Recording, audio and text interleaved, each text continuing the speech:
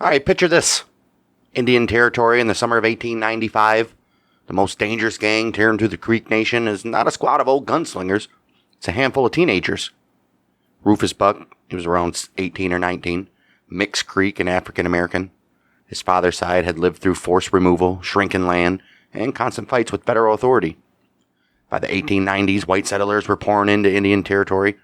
Railroads were slicing through tribal land, and federal marshals were enforcing laws the tribes never agreed to.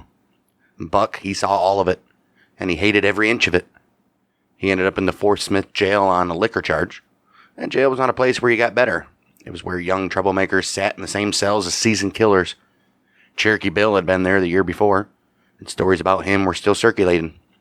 Buck soaked those stories up like gasoline on a match. When he got out, he formed a 5-man crew: Lewis Davis, Lucky Davis, Sam Sampson, Mayoma July. All young, all Creek, African American, or mixed. The oldest of them was only in his early 20s. Their rampage started July 30th, 1895.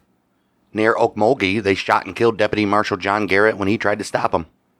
That killing alone put every marshal in the district on alert, because Garrett, he was one of the men enforcing Judge Isaac Parker's court. But the violence didn't stop there.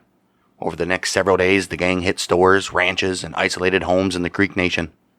They robbed travelers, shot civilians, and committed multiple assaults on women. Some victims survived long enough to give statements. Others didn't.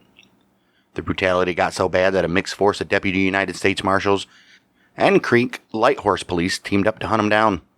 That was rare. Lighthorse handled tribal matters. Federal Marshals handled federal law. When both groups went after the same outlaws, it meant the situation was far past the line. This all ended August 10th, 1895, near Muskogee. No shots fired, no last stand. The teenage gang that wanted to start a war folded the moment the law surrounded them. They were sent back to Fort Smith to face Judge Parker. Not for robbery, not for murder, but for the rape of Rosetta Hassan Edwards. That one charge alone carried the death penalty in Parker's court. All 5 were convicted, all 5 sentenced to hang. July 1st, 1896, the Rufus Buck Gang walked together to the Fort Smith gallows. They were the only group Parker ever executed solely on rape convictions.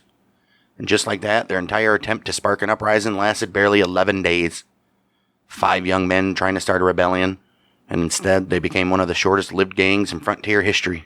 And fun fact, this gang partly inspired the movie The Harder They Fall from 2021, starring Jonathan Majors and Idris Elba on Netflix, which is a damn good movie. Go check it out if you haven't.